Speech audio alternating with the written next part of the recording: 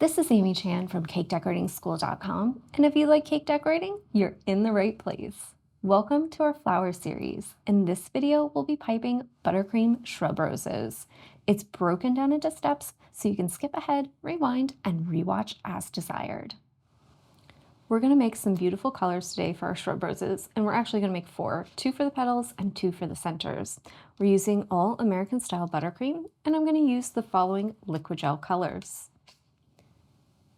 neon bright pink,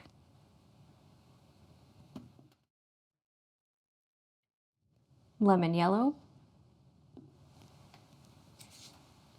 some buckeye brown, and finally some royal blue. And I've got a little bit of each one out on my lid just so I can make some nice light shades. And we're going to start with a nice light pink, and we're also going to make a nice kind of light green, and we're going to blend them a little bit, just kind of loosely, to make the color for our petals. So we're going to start with some nice light pink. So I've just got a few little specks of pink, and I don't want it to be too bright. I just want to dull it a tiny bit. So I'm just going to give it a tiny little speck of brown because I want it to be kind of a, I don't know, have a little bit of that tan vibe to it.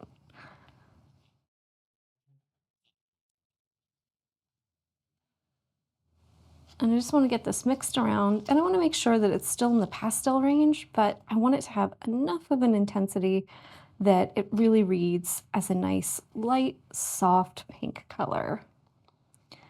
So, and that bright pink can be really potent, so I want to start with just a little bit and just walk it up gently, add a little more color if I need to.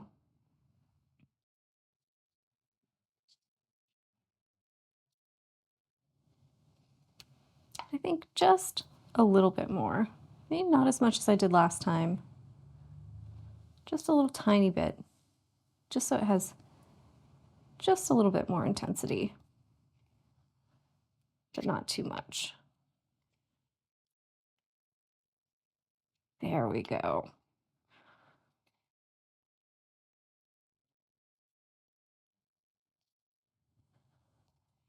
So that's a nice light pink that's going to make for some really beautiful petals. Now we're going to make some nice soft green, and I just want it to be a really light color, just kind of that little hint. So I'm just going to go with a little tiny speck of yellow and a nice little speck of blue. Get a little of that royal in there, and we're just going to make a nice light green.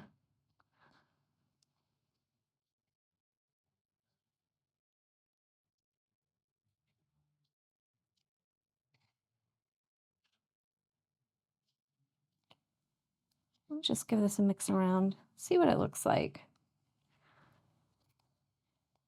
And if it's a little too bright, I might add just a little bit of brown to it, but I think it's coming together nicely. Sometimes that yellow, when you get a pocket of it, it looks much more intense than it actually is. Once you blend it all around, you have a better sense of the color. And I want just a nice, barely there green, and I think that is going to do the job. You can see it's nice, it's light, has that kind of fresh vibe to it. That's perfect. So I'm just going to take a second, grab my bowl of pink, which I have off to the side, and I'm just going to take about half of it.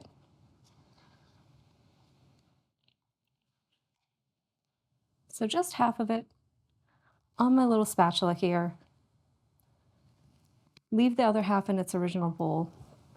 And I've got those two colors together now. I'm just going to blend them loosely. So I want to leave some of it unmixed, but I just want to get it to kind of go together. And this is going to kind of cancel each other out a little bit, give us a little pockets of kind of tan, and some that are pink and some that are green. So you can see it's kind of marbled together now. It's very diffuse, it's not fully blended. That's going to be perfect for some of our petals.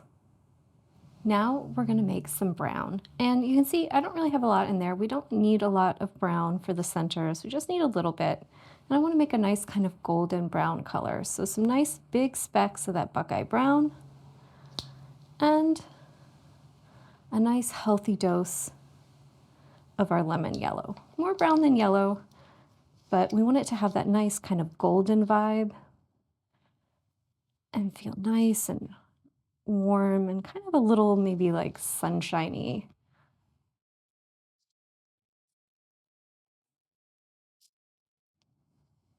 And I want it to look like, sometimes they get almost those dried looking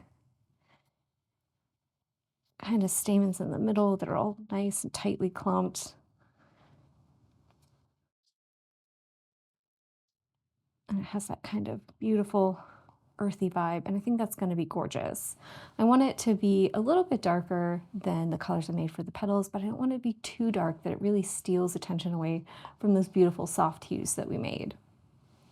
Next, we're going to make just a tiny bit of yellow. This one is for stamens, so we don't need a lot for this one either.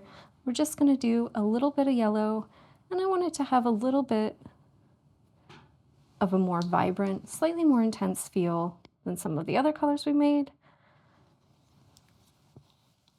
because we're going to do some stamens with this around that brown, and we just want a little bit of kind of like, I don't know, action, maybe a little bit of attention. And they're going to be nice and soft and frilly because we're going to use a #1 tip for these.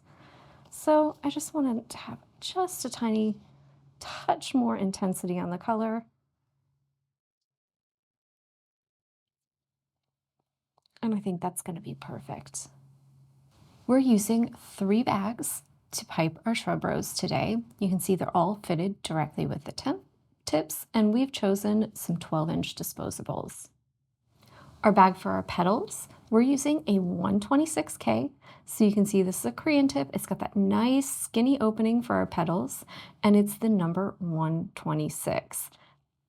We've striped the bag, so you can see we've taken the pink that we didn't blend with our green and just given ourselves a stripe along the bottom and the top. And then I took that blended color, that pink and green together, and loaded up in the center. And you can see it's got a nice kind of marbled effect in there. And I just want to create a little bit of a band of pink on the top edge of my petals. And this area in the middle, when we pipe it out, it should blend even a little more and give us kind of a tan vibe with some little hints of green. And it should give us a really nice effect on those petals. For our brown, we're using a number 199. So you can see this one has a lot of points to that little star tip. So if you don't have a 199, a larger French tip that has a lot of those little tines is a good substitute. Finally, for our yellow, we're using a number 1. Now let's review the techniques we're going to use for our shrub rose. For most of our work, we're using our bag with our 126, and that's going to be true for our support rings. When we pipe these, we just want to hold the bag upright, but to a slight little angle. We're going to just hold it so that that opening is almost level with the surface, almost parallel. It's impossible to actually get it parallel because it's curved. So you just want it to hold it so that it's right above the surface. We're going to squeeze while we turn our nail and create a nice little ring. This is going to help tie all of our petals together and make them more stable and make a more stable flower, but it's also going to give our petals a little bit of a curve, so something to pipe over when we do our first few rows and help give them dimension that they typically lack because these are thinner.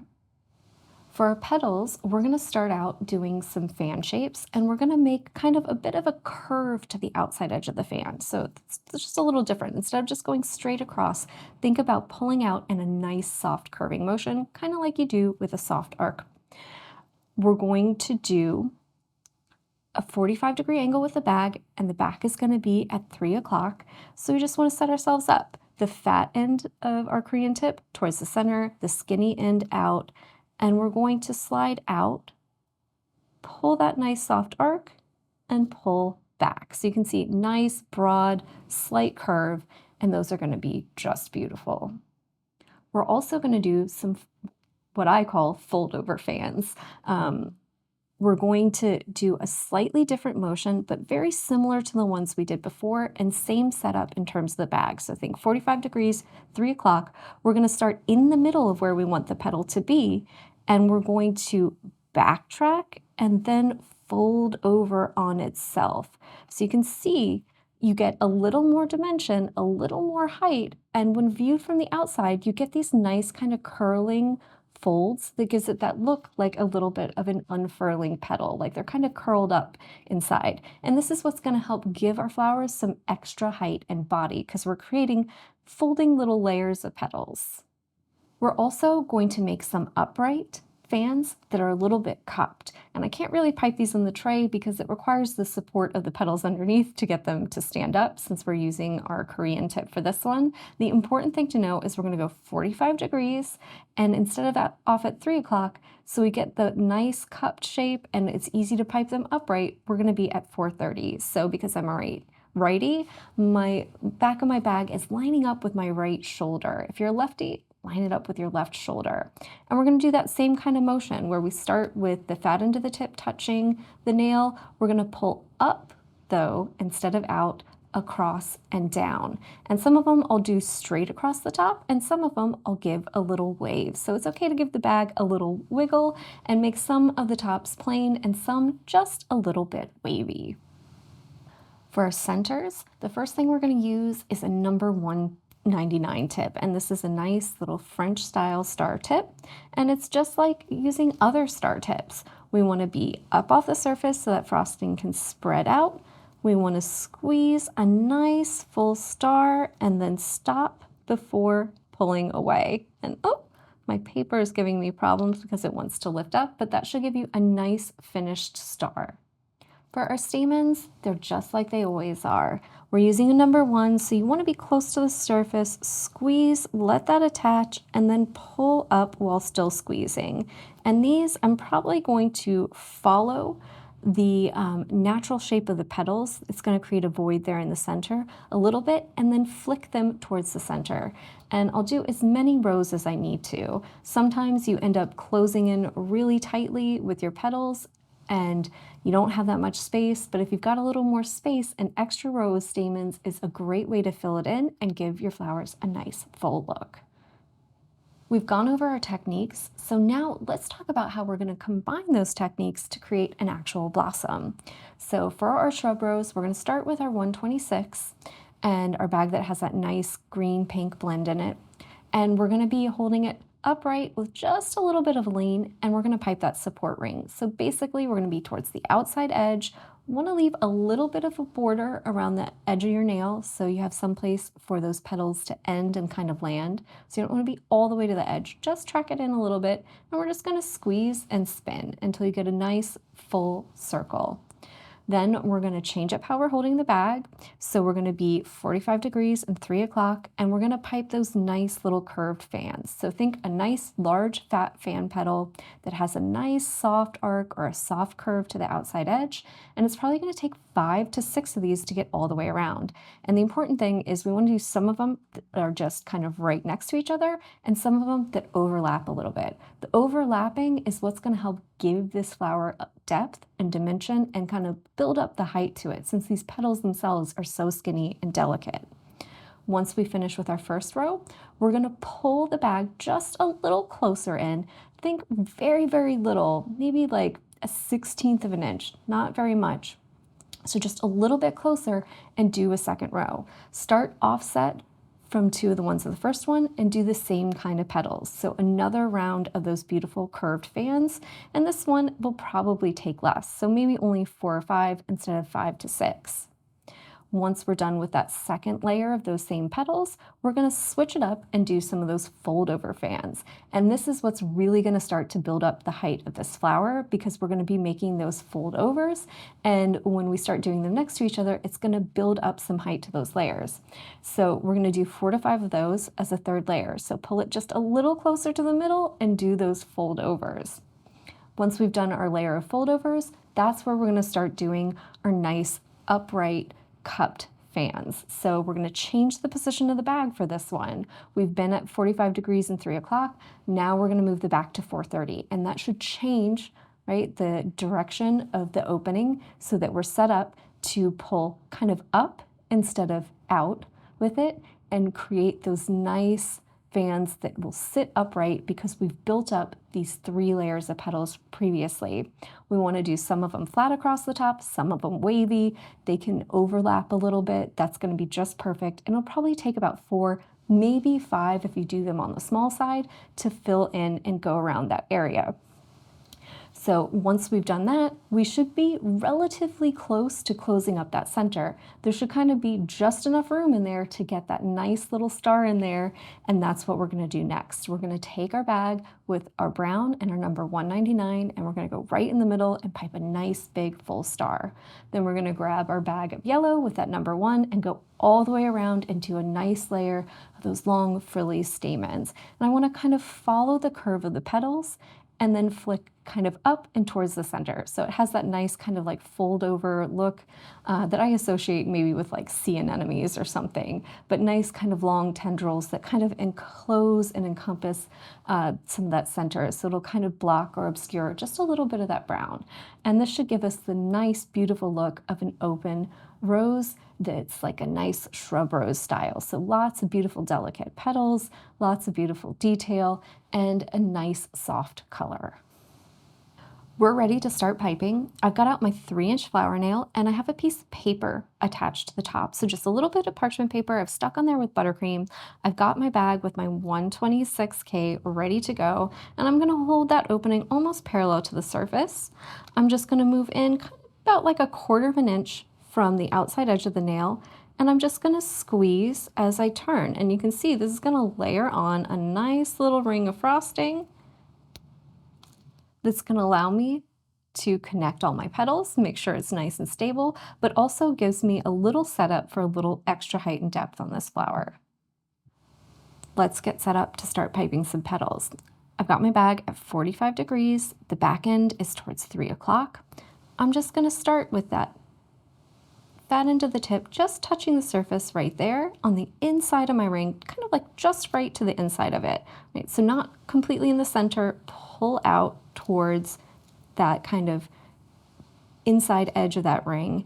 And then we're just gonna pull those nice, big, soft arcing petals, nice fan shape. So out, curve around, and back. And I'm gonna do the second one just right next to it, almost under that back edge. And then for my third one, I'll probably layer on top of it. So don't be afraid to connect some of them together, to go on top.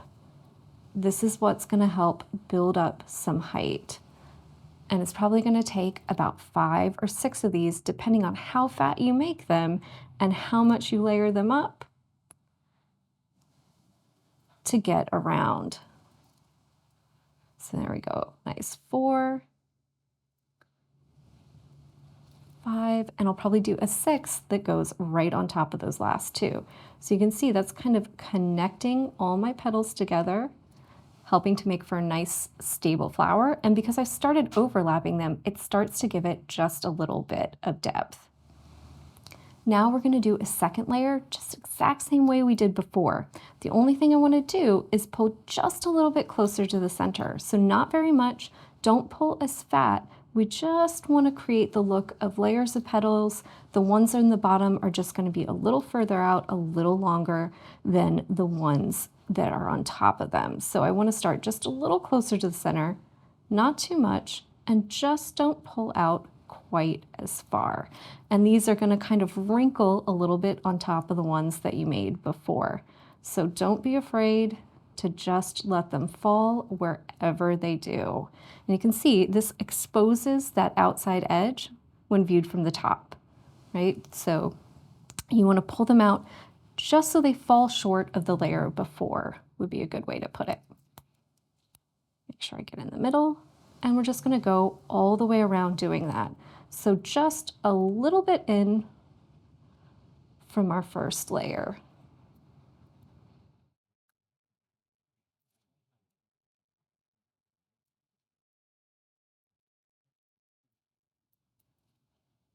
Beautiful.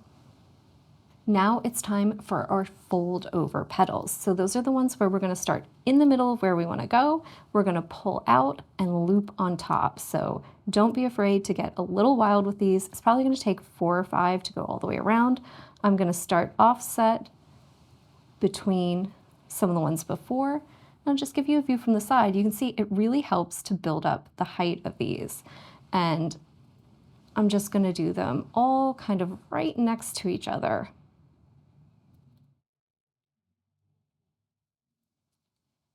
And there we go. Don't be afraid to overlap these either. And you can see it starts to really build up the height to this blossom. For our next set of petals, we're doing those upright cupped little fans. So we're going to change the back end of the bag. It's pointing towards my shoulder now. And you can see this sets me up so that that tip can get right down in there into that hole that I've got going. And we can pull up, create a nice upright petal. You see it's got that cupped shape to it. It's a beautiful little flare. And we can do some of them kind of flat on top, but if you want to, you can give it just a little bit of a ruffly wave as well. And that's going to give you some variety to these petals that we're creating on the inside. And it's probably only going to take 4, maybe 5. Just get a 5th one in there. And that should really help fill in that center. And you see now we've got a nice little hole there in the middle that's going to be perfect for putting in our little star and our stamens to finish the center of our blossom.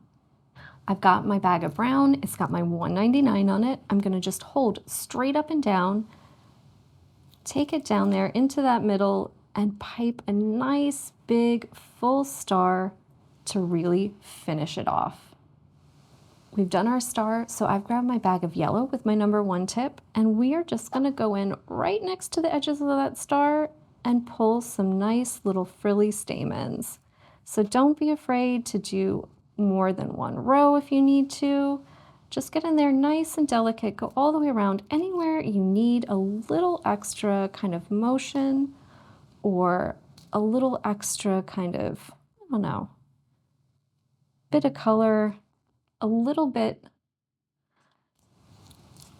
of extra buttercream to help join everything together, make it more stable. Just go in and put one in. And I find on these, it's easier to kind of work opposite from myself just because of the angle of the petals and how deep that little hole in the center is. And don't be afraid to just take a minute, stop, and clean things off if that makes it easier for you. And also, don't be afraid to make them nice and long. So nice and frilly. It can be hard to get started sometimes with these, but once you do, and once you build up a little bit, sometimes it's easier to make those nice longer ones. And I just try to follow the curve of the petals and then pull towards the inside. And you can see that gives me a nice kind of natural look to that blossom. It encloses and obscures the brown just a little bit. And it gives us just a tiny bit of color to anchor the flower. You can see the way the pink and green that we blended together, we get just a nice soft effect with these petals. It ends up blending together into almost an ivory color that has like a little bit of a natural feel just because of that hint of green in it. And it's a really lovely effect that can look a little daring and a little scary when you've got the color in the bag and you're thinking this looks really weird with pink and green. But once you start squeezing, it gives this nice, beautiful ivory feel to it that's just wonderful, soft, and feels very natural.